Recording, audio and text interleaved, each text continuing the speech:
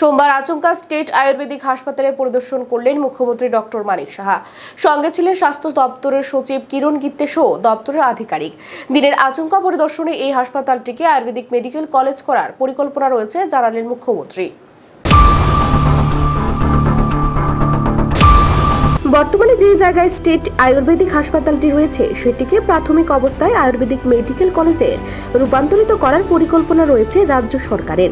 পাশাপাশি রেন্টার্স কলোনিতে homeopathic হাসপাতালটিকেও homeopathic medical college করার পরিকল্পনা নিয়েছে রাজ্য সরকার। অপরদিকে জানা গেছে রেন্টার্স কলোনিতে হোমিওপ্যাথিক হাসপাতালটির পাশে জায়গা রয়েছে। এই ক্ষেত্রে হোমিওপ্যাথিক এবং আয়ুর্বেদিক কলেজ একই জায়গায় করা যায় কিনা সেই বিষয়টিও খতিয়ে দেখছে সরকার। সোমবার আচমকায় প্যারাডাইস চৌমুহনী এলাকায় স্টেট আয়ুর্বেদিক হাসপাতালটি ঘুরে দেখার সময় সাংবাদিকদের মুখোমুখি হয়ে এই কথা বললেন মুখ্যমন্ত্রী ডক্টর মানিক সাহা।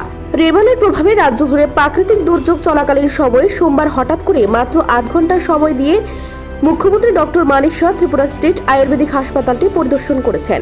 সেখানে তিনি ভর্তি হওয়া রোগীদের পাশাপাশি হাসপাতালের চিকিৎসক অন্যান্য স্বাস্থ্যকর্মীদের সাথে এই স্টেট আয়ুর্বেদিক হাসপাতালের সার্বিক পরিস্থিতি নিয়ে আলোচনা করেন। গোটা হাসপাতালটি তিনি এদিন ঘুরে দেখেছেন, খোঁজ খবর নিয়েছেন আয়ুর্বেদিক মেডিসিন সাপ্লাইয়ের বিষয়টি নিয়ে। গোটা হাসপাতালের সার্বিক ব্যবস্থাপনায় তিনি কিছু পরিবর্তনের নির্দেশ দিয়েছেন।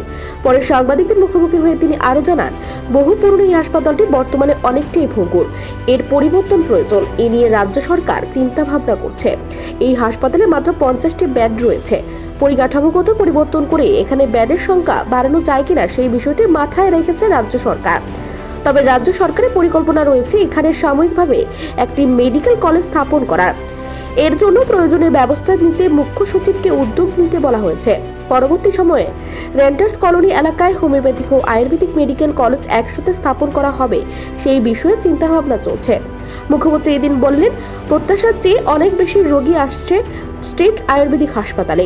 এটা ভালো লক্ষণ, কিন্তু বহু পুরনো বিল্ডিং অনেকটাই ভঙ্গুর। এই হাসপাতালে পরিকাঠামো উন্নয়নের দিকে নজর দিতে হবে, বাড়াতে হবে বেডের সংখ্যাও। এই হাসপাতালে কিছু পরিবর্তন প্রয়োজন। এই বিষয়ে স্বাস্থ্য দপ্তরকে কিছু দরকারি নির্দেশ দেওয়া হয়েছে। মুখ্যমন্ত্রী বলেন, এখানে আয়ুর্বেদিক ওষুধ সাপ্লাই নিয়ে কিছুটা সমস্যা দেখা দিয়েছে, কারণ টেন্ডারিং হয়নি বলে ওষুধের কিছু ঘাটতি রয়েছে। তবে এই ব্যাপারে সম্প্রতি 2 মাসের জন্য একটি ফান্ড দেওয়া হয়েছে হাসপাতালকে। এতে ওষুধের সমস্যা কিছুটা মিটবে। পরবর্তী সময়ে টেন্ডারিং এর মাধ্যমে আয়ুর্বেদিক ওষুধের সরবরাহ যাতে হাসপাতালে নির্বিচ্ছিন্ন থাকে তার ব্যবস্থা করা হচ্ছে। এখন আমরা তো এর আগেও এই বিল্ডিংটা আমি ইনগুরেশনের সময় এসেছিলাম। তো এই হসপিটাল তো বহু পুরনো। আর সেই যে বিল্ডিংয়ে প্রথমে আমি ঢুকলাম, স্টেট আয়ুর্বেদিক হসপিটাল সম্পর্কে মানুষের অনেক বেশি এক্সপেকটেশন আছে এবং প্রচুর পরিমাণে পেশেন্ট আসছে এখানে। যারা দেখলাম এখানে ওপিডি পেশেন্টও প্রচুর, আইপিডি এখানে 50টা বেডের ব্যবস্থা আছে, কিন্তু তার থেকেও বেশি পেশেন্ট আসছে। এইগুলো দেখার জন্য এসছি এখানে। অনেক জায়গায় পুরনো বিল্ডিং আমার মনে হয় সেটা খুবই ভঙ্গুর অবস্থা। সেটা আমরা নেক্সট টাইম কী করা যায় সেই বিষয়ে আমরা চিন্তা ভাবনা করবো। আর এখানেও আমরা একটা প্ল্যানিং আছে যে এটা আয়ুর্বেদিক ইনিশিয়ালি যাতে আয়ুর্বেদিক মেডিকেল কলেজ করা যায় কি না, তো সেই বিষয়ে চিঠিও দেওয়া হয়েছে। সেক্রেটারি মহোদয় চিঠি দিয়েছেন। তো প্রথমে আমরা স্টার্ট করব এখানে আয়ুর্বেদিক মেডিকেল কলেজ, তারপরে যেটা রেন্টার্স কলোনি হোমিওপ্যাথিক হসপিটাল আছে স্টেট হসপিটাল, সেটার পাশে জায়গা বলছে আছে। তো দুটো মিলে একসাথে আমরা হোমিওপ্যাথিক মেডিকেল কলেজ এবং আয়ুর্বেদিক মেডিকেল কলেজ সেই চিন্তা ভাবনা আমাদের আছে।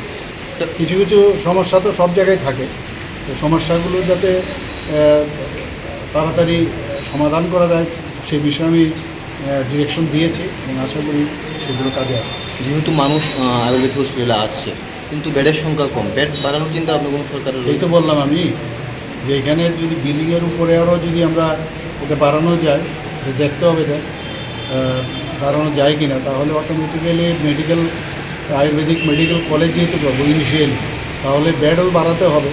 তো সেই চিন্তা ভাবনা আছে। আর যেখানে মেডিসিন নিয়ে প্রশ্ন করেছিলেন আপনারা, তো আমি জিজ্ঞেস করেছি সেখানে যে প্রপার যে টেন্ডার সেটা করা সম্ভব হয়নি। তো ইমিডিয়েট 2 মাসের জন্য একটা ফান্ড দেওয়ার কথা বলা হয়েছে এবং সেক্রেটারি মহোদয় আমাকে বললেন যে অলরেডি একটা ইমিডিয়েটলি একটা ফান্ড দেওয়া হয়েছে, যাতে টেন্ডার কল করার আগে ওই মাঝখানে যেন গ্যাপ না যায় সেই ব্যবস্থা মেডিকেল মানে যে কলেজ করার কথা বলছেন আপনি মানে সেক্ষেত্রে কতদিন লাগতে পারে বা কত দূর এগিয়ে সেটা তো প্রসেস একটা ডেন্টাল কলেজ যেরকমভাবে করেছি, তো ন্যাচারালি আমরা সেইভাবে চেষ্টা করবো। আর সবসময় চাই যে তাড়াতাড়ি সব জিনিস হোক। চেষ্টা থাকবে তাড়াতাড়ি যাতে হয়। স্যার এমআরআই ক্ষেত্রে দেখা যায় অন্য দেখুন এমআরআইয়ের যে বিষয় সেটা আমাদের এএমসি করা আছে, তো তারা আসে মাঝে মাঝে, অনেক সময় অনেক পার্টস পাওয়া যায় না, একটু সময় নেয়। কিন্তু এগুলো যাতে কোনো অবস্থায় একটা থাকলে আরেকটা স্ট্যান্ড বাই থাকে সেই ব্যবস্থা আছে। এবং কোনো অবস্থায় এরকম হবে না একদম পেশেন্টের অসুবিধা হচ্ছে সেই অবস্থা নেই। একটা যেহেতু স্ট্যান্ড বাই আছে সেটাকেও যাতে ওয়ার্কিং কন্ডিশনে আনা যায় সেইভাবে আমি বলেছি, বলে যে আমার কাছে নিজস্ব প্রতিনিধি রিপোর্ট, এশিয়ান টাইমস।